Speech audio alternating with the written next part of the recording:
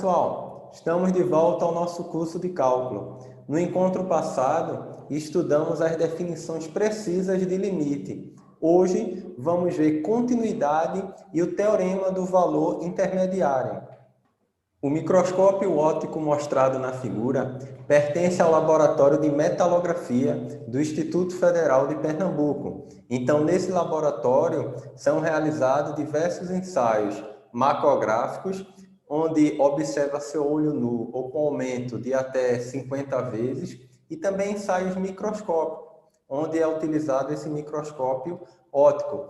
Então, nesse laboratório, os alunos cursam algumas disciplinas onde eles realizam corte, lixamento, polimento e, por fim, ataque químico para revelar a microestrutura.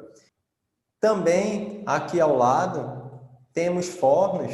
Esses em azul são fornos tipo mufla, são fornos elétricos que têm temperatura limite de mais ou menos 1.100 graus Celsius, e eles compõem um laboratório que está bem ligado ao laboratório de metalografia, que é o de tratamento térmico. Então, nesse laboratório, os alunos realizam alguns tratamentos térmicos que fazem, por exemplo, recozimento, têmperas, revenimento. As peças, depois de temperadas, muitas vezes são levadas para o laboratório de metalografia para fazer um ensaio. Mas o que é que isso tem a ver com nossa aula de hoje? Daqui a pouquinho você vai entender. Então, vamos ver continuidade.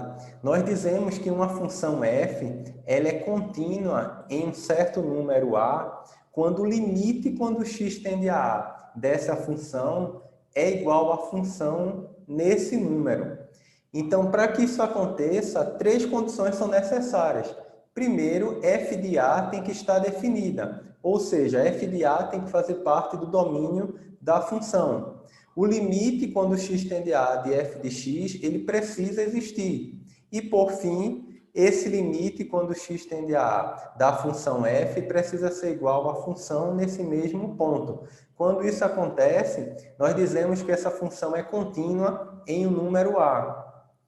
Nesse primeiro exemplo, temos aqui uma função conhecida, que nós já abordamos em aulas anteriores, que nós temos aqui essa função f, x² menos 4, dividido por x menos 2.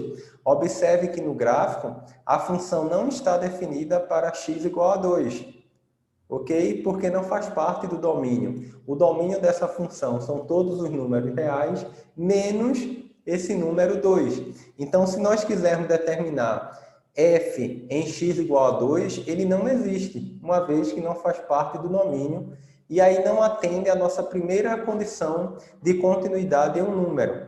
Já o limite, quando x tende a 2 de f de x, vai ser igual a 4. Já resolvemos esse limite e vemos que aqui temos indeterminação do tipo 0 sobre 0. Você pode voltar em aulas anteriores e conferir que esse limite é 4. Então, dizemos que essa função ela é uma função descontínua nesse número a, porém, é uma descontinuidade que é facilmente removível, ok? Se nós definirmos essa função, por exemplo, como f de 2 igual a 4 nesse ponto, essa descontinuidade seria removida.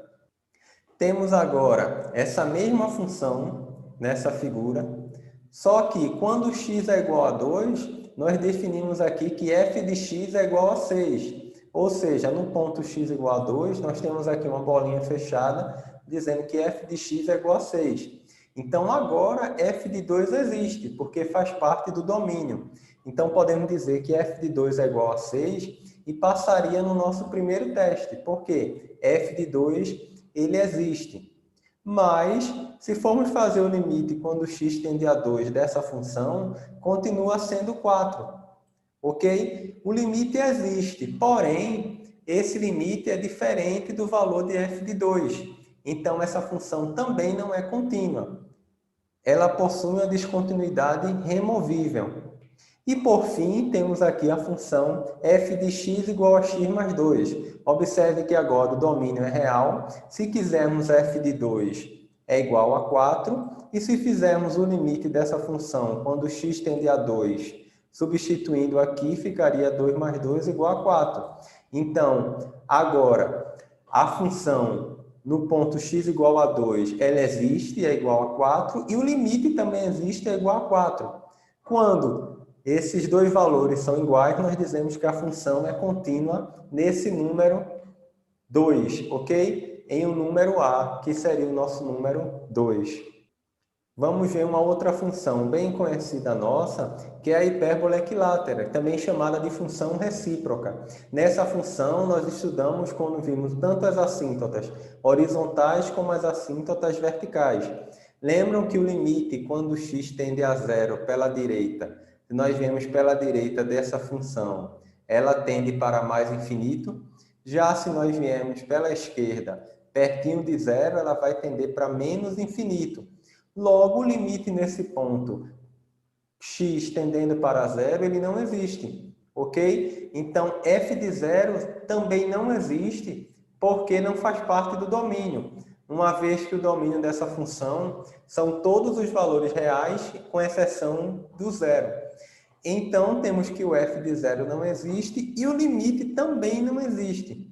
Então, temos aqui em x igual a zero, nesse número zero, uma descontinuidade, ok? Então, essa função não é contínua em x igual a zero. Nós dizemos que ela tem uma descontinuidade infinita, uma vez que nesse ponto ela tende a infinito, de um lado para mais infinito e de um outro para menos infinito. Ok? E por fim, para nós entendermos esse conceito de continuidade, vamos ver uma outra função, que é a função de Hipside, que nós vimos que esse engenheiro elétrico, que é uma função que quando t é menor que zero, ela é igual a zero, e quando t é maior ou igual a zero, ela é igual a 1. Onde h de t, essa função mostra a corrente elétrica em função do tempo. Então, é muito usado, por exemplo, em chave liga-desliga, quando 1 é ligado, 0 é desligado.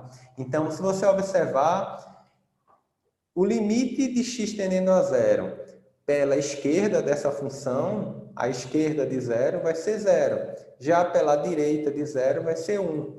Então, nós vimos em limites laterais que, como os valores desse limite pela esquerda e pela direita são diferentes, então o limite dessa função, quando x tende para zero, não existe. Mas observe que f de zero existe, é igual a 1. Só que eles não são iguais. Então, essa função a gente diz que também é uma função descontínua.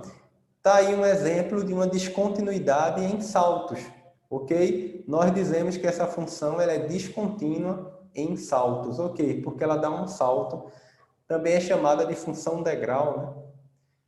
Ok? Então, em resumo, temos aqui uma descontinuidade removível, porque facilmente você pode tirar essa descontinuidade.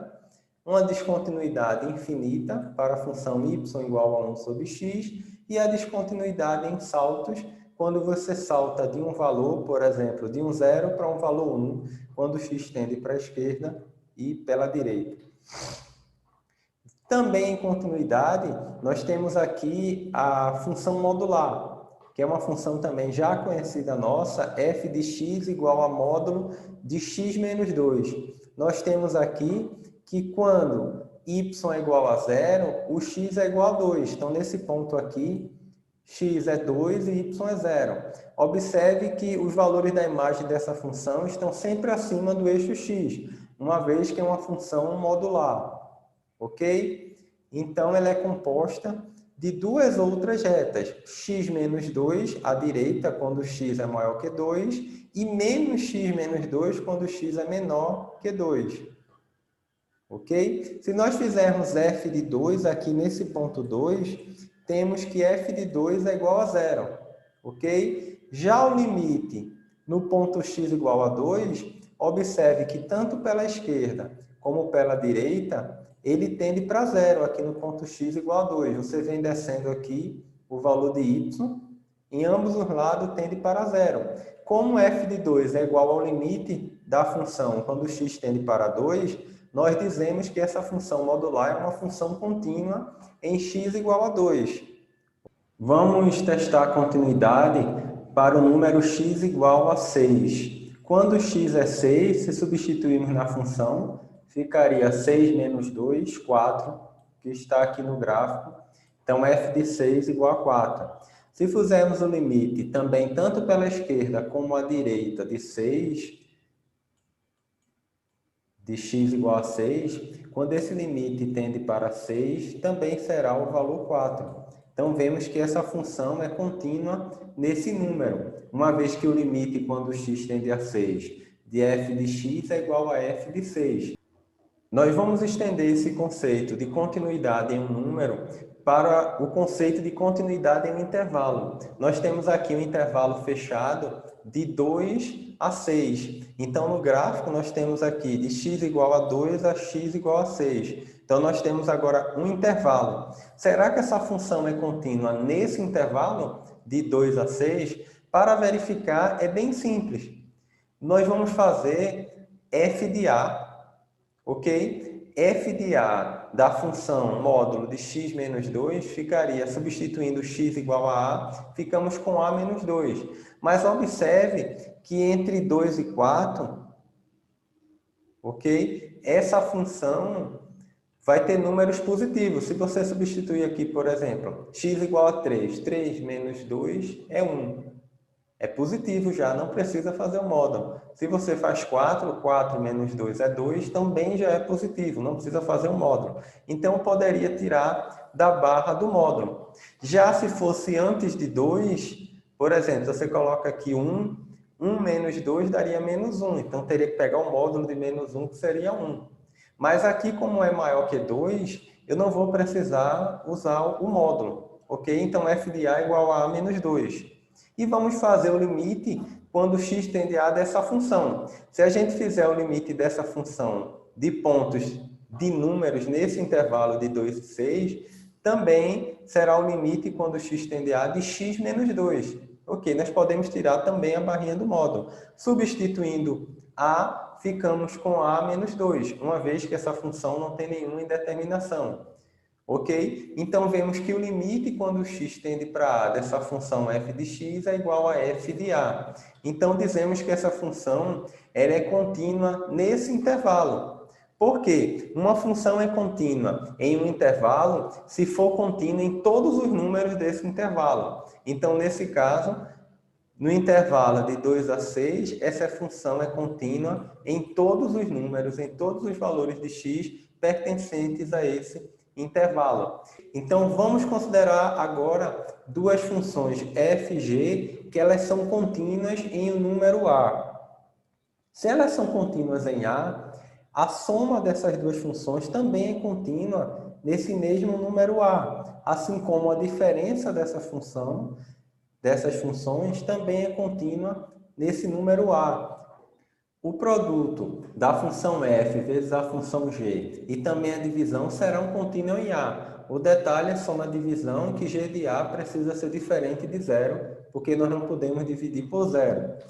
E se nós multiplicamos uma dessas funções vezes k, onde k é uma constante real, k pertence ao conjunto dos números reais, essa função também será contínua em a.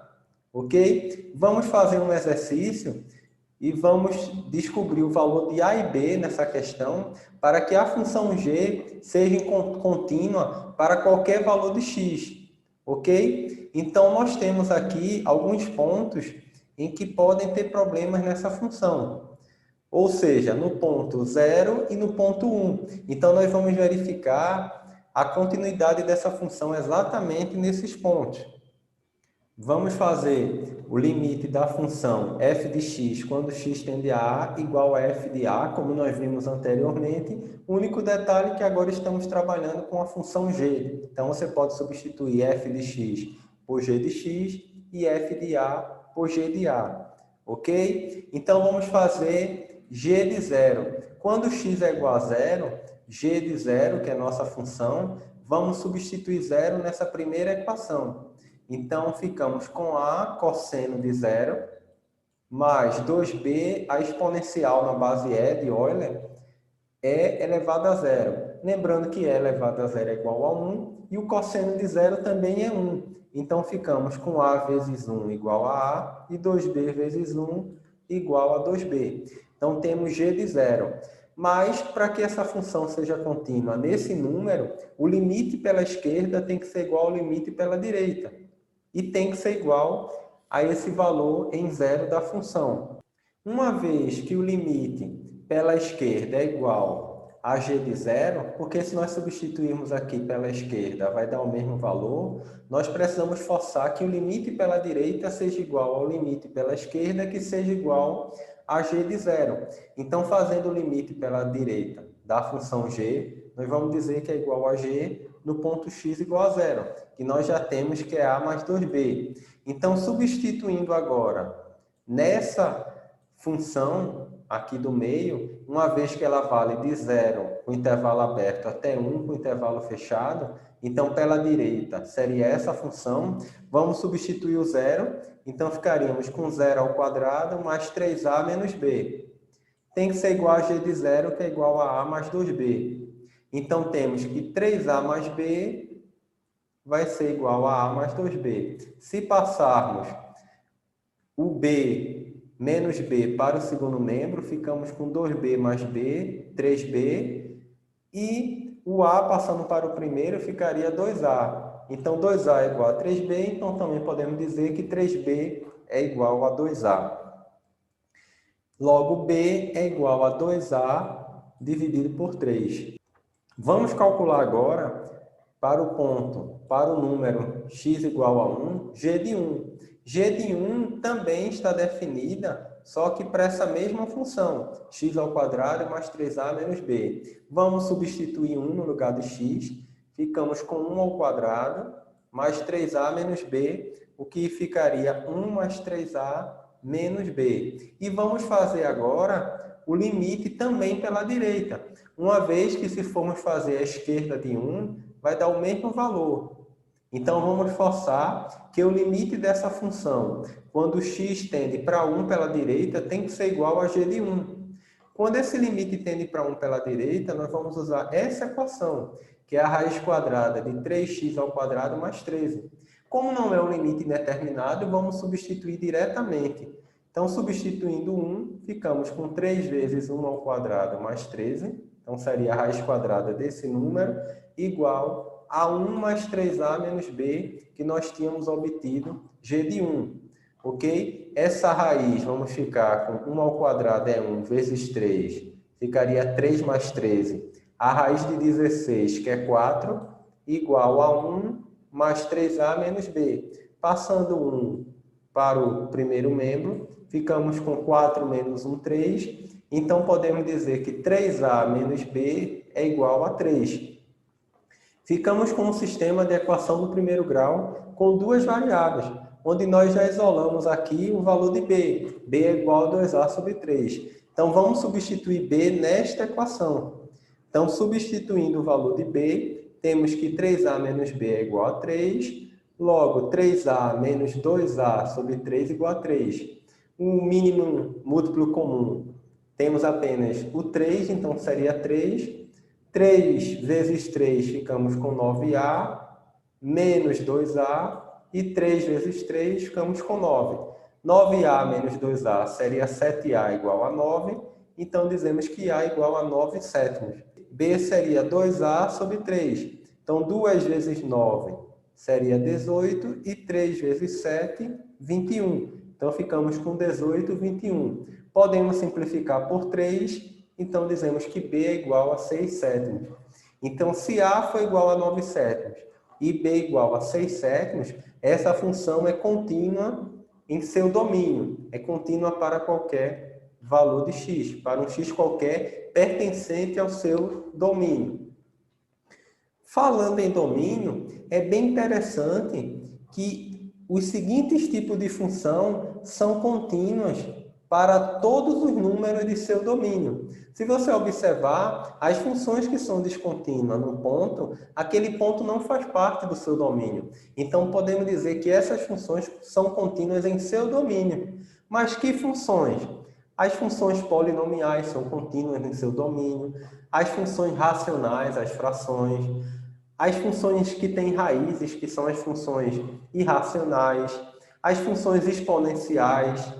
logarítmicas, as funções trigonométricas, inclusive com as trigonométricas inversas, elas são contínuas no seu domínio.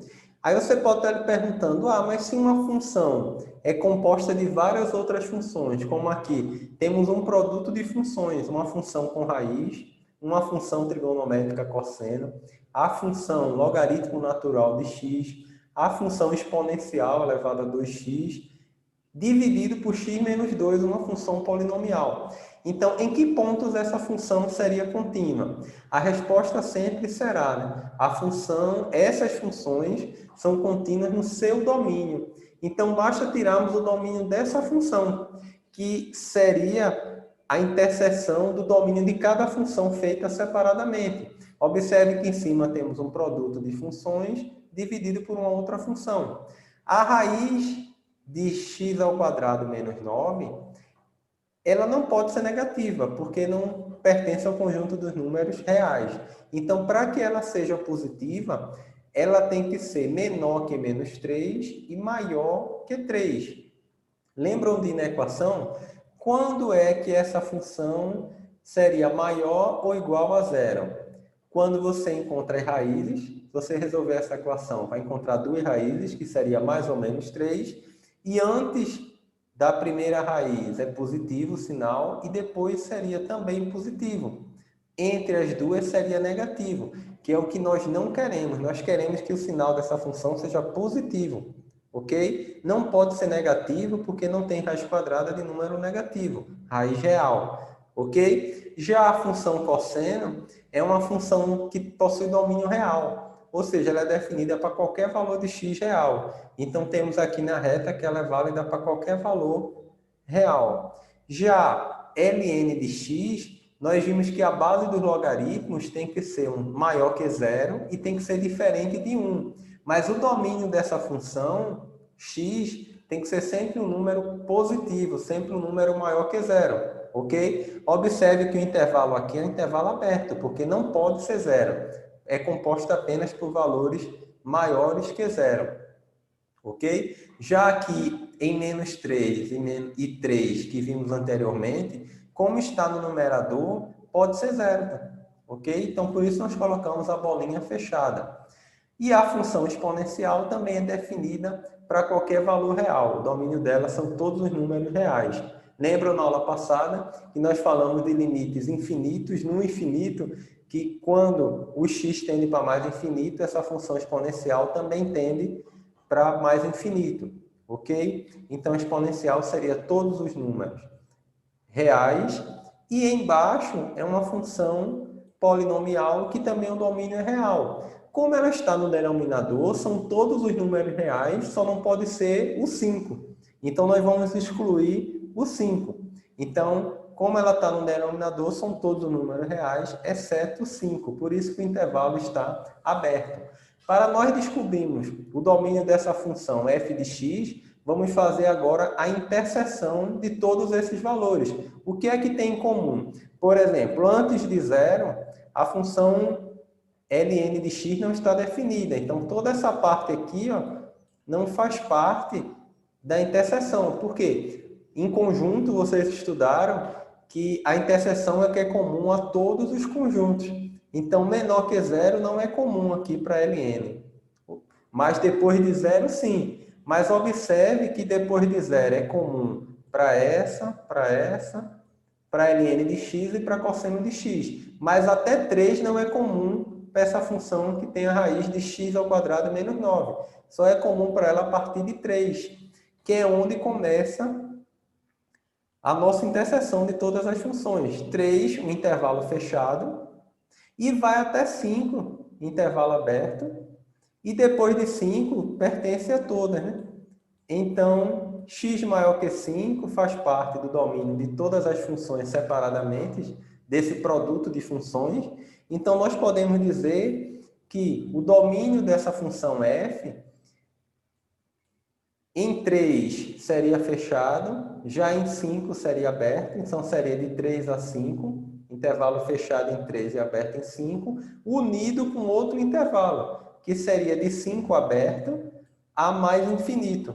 Ou seja, depois de 5, até mais infinito pertence ao domínio dessa função, ok? Então, vamos colocar o sinal aqui de união, uma vez que vai ser todos os valores entre 3 e 5, unido com todos os valores entre 5 e mais infinito, exceto o valor 5. Nós podemos escrever também de uma outra forma, dizendo que x pertence ao conjunto dos números reais, tal que x está entre 3, com intervalo fechado, a 5, ou, temos aqui o símbolo de ou, um símbolo lógico, né? X maior que 5. Então, aqui a gente vê que x não pode ser 5 também. Então, essa função f de x, ela é contínua em seu domínio. Ok? Também um teorema bem interessante é que se f é uma função contínua, nós podemos afirmar que o limite quando x tende para a dessa função composta a uma função g de x, você pode fazer o limite quando x tende a da função g, ok? E depois fazer f desse limite, uma vez que a função f é contínua. Um exemplo bem simples para a gente entender é se nós quiséssemos determinar o limite quando x tende a 2 de tangente a menos 1 de x. Observe que a tangente a menos 1 de x aqui é o arco tangente de x. Ou seja, quando a tangente de 30, a gente sabe que é raiz de 3 sobre 3.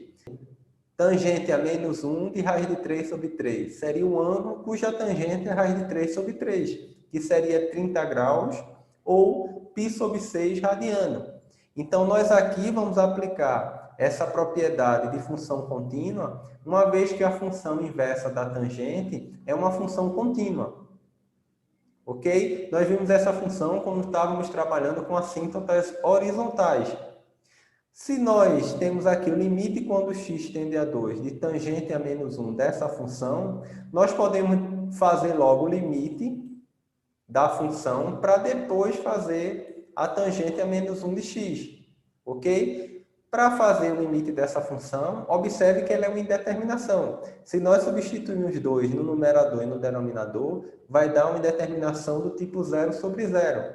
Mas nós podemos colocar o 3 meios em evidência, e ficamos aqui com x ao quadrado menos 4. Observe se multiplicarmos 3 meios vezes x ao quadrado, ficamos com 3 meios de x ao quadrado, menos 3 meios vezes 4, daria 12 meios, que é igual a 6. Então, nós só fizemos colocar 3 meios em evidência. Já na parte do denominador, vamos colocar 3x em evidência, então ficamos com x menos 2 aqui entre parênteses. Nós podemos facilmente tirar essa determinação se fatorarmos x ao quadrado menos 4. Ou seja, a ao quadrado menos b ao quadrado é dado por a menos b, que multiplica a mais b.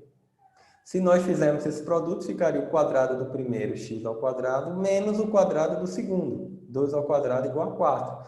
Por que foi importante fazer isso?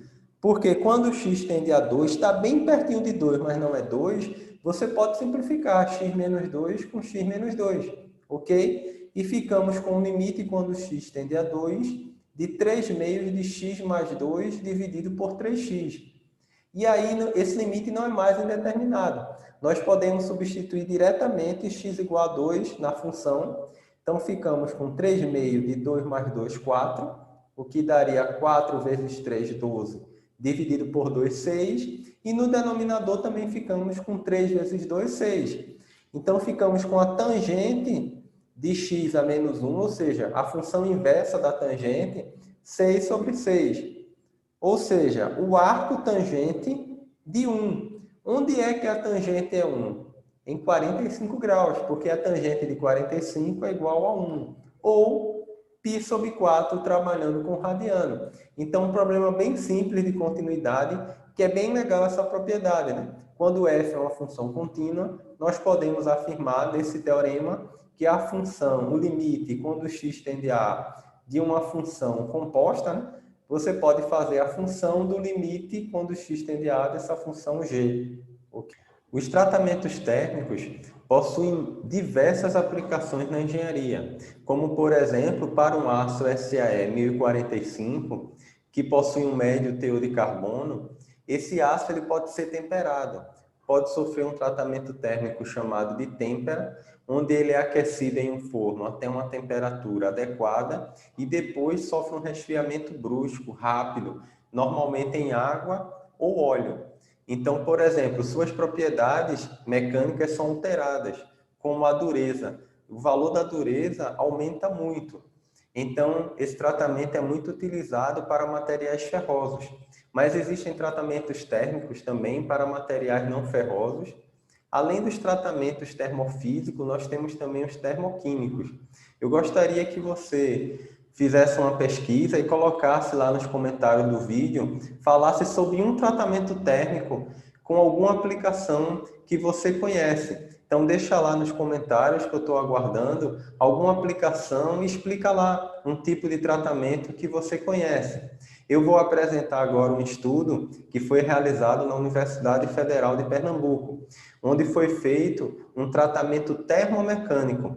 Nós pegamos uma liga deformada 60%, foi uma liga deformada a frio, 60% por laminação, e fizemos um tratamento térmico, na realidade um recozimento isotérmico. Nós vamos considerar uma temperatura aqui de 310 graus Celsius.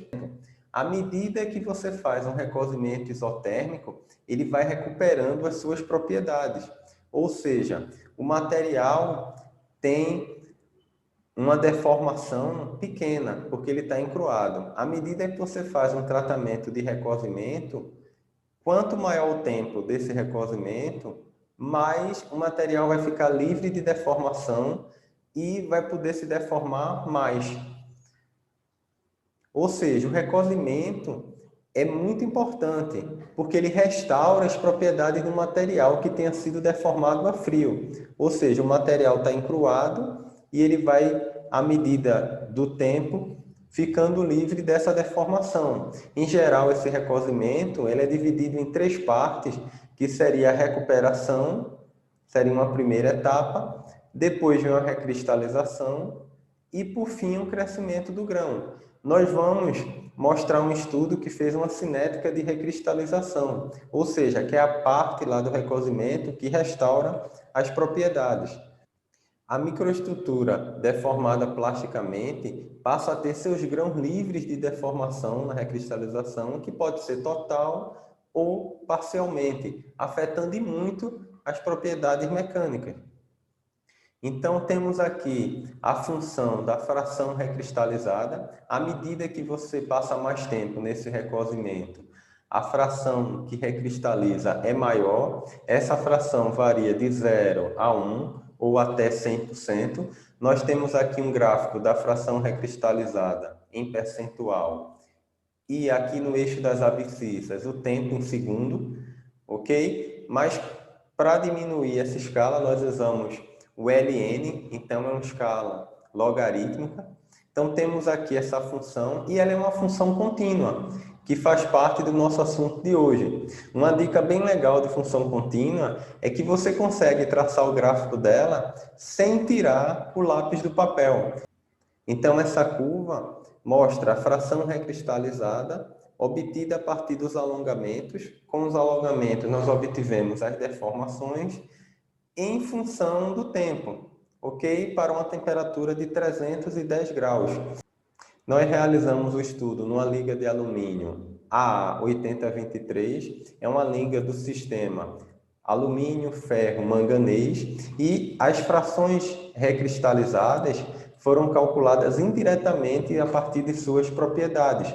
Então, foi um estudo experimental, onde pegamos a deformação máxima e a mínima e fizemos uma relação para encontrar a fração recristalizada. Esse epsilon aqui seria o epsilon no ponto considerado, no tempo. E ela se comportou como proposto pela equação de Johnson-Mel e Averme, ou seja, que a fração recristalizada é 1 menos a exponencial, seria a base E de Euler, menos kT elevado a n, onde k e n são constantes e t seria o tempo. Considerando essa equação no sistema internacional, nós temos aqui que a fração recristalizada ficou 1 menos exponencial, a base E de Euler, menos 0,0006 vezes o tempo. Isso no sistema internacional, com o tempo dado em segundos. Então, para o tempo para 5% de fração recristalizada, ou seja, y igual a 0,05, se você substituir aqui y igual a 0,05 e aplicar o ln natural, você vai encontrar um tempo de aproximadamente 1,5 minutos. E 95% de fração recristalizada, ou seja, y igual a 0,95, leva aproximadamente 85 minutos para acontecer. Ou seja, depois de 85 minutos, o material encruado praticamente já está livre de deformação e vai ter um alongamento, uma fração recristalizada perto já de 100%, essa fração. Como é que foi levantada essas propriedades? Foram levantadas a partir de uma máquina de ensaio de tração, ok? Foi feito um ensaio de tração e marcado todos os alongamentos com vários corpos de prova para cada tempo de recozimento. Então, foram marcados os alongamentos e, a partir dos alongamentos, determinada a deformação. E também, a partir da fratura dos corpos de prova, em cada tempo de recozimento, pôde-se levar no microscópio eletrônico de varredura e observar diretamente a fratura. Observe que nessa primeira microestrutura, a liga está encruada, então praticamente os alvéolos estão bem pequenos aqui. Já nessa segunda micrografia, nós temos aqui um diâmetro dos alvéolos bem maiores, que aí você mostra a evolução do processo de recristalização, comprovando o aumento na granulação e no tamanho desses alvéolos, à medida que o tempo aumenta. Ou seja, o tempo aqui de recozimento foi maior, praticamente já está recristalizada a liga, então os alvéolos também ficaram com tamanho maior. Ou seja, o material aí está voltando à condição livre de deformação.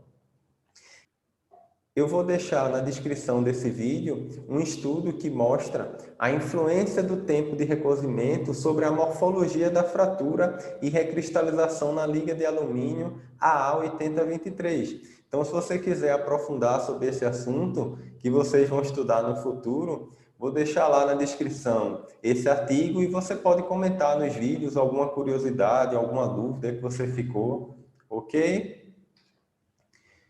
Vamos, para encerrar nossa aula de hoje, ver o teorema do valor intermediário, que é um teorema bem importante, porque através desse teorema nós podemos localizar raízes de funções.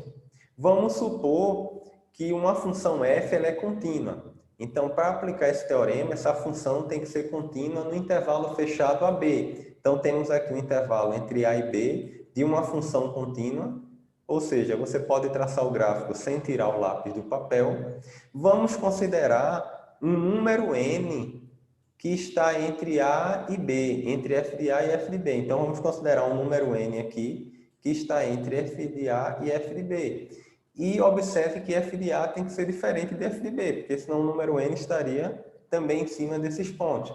Se você tem uma diferença entre f de A e f de B, vai existir um número n entre os dois, tal que vai existir um número C entre A e B também. Ou seja, entre A e B vai existir um número C, tal que se você fizer f de C, vai dar igual a n. Ou seja, observe o seguinte, que nós temos uma função que ela tem que ser contínua, no intervalo fechado A e B, f de A diferente de f de B, ok? Seja n um número qualquer entre f de A e f de B, então vai existir um número C entre A e B, tal que, se você fizer f de C, vai ser igual a n, ok? Então, esse teorema, ele vale para funções contínuas e é muito importante para a localização de raízes de equações.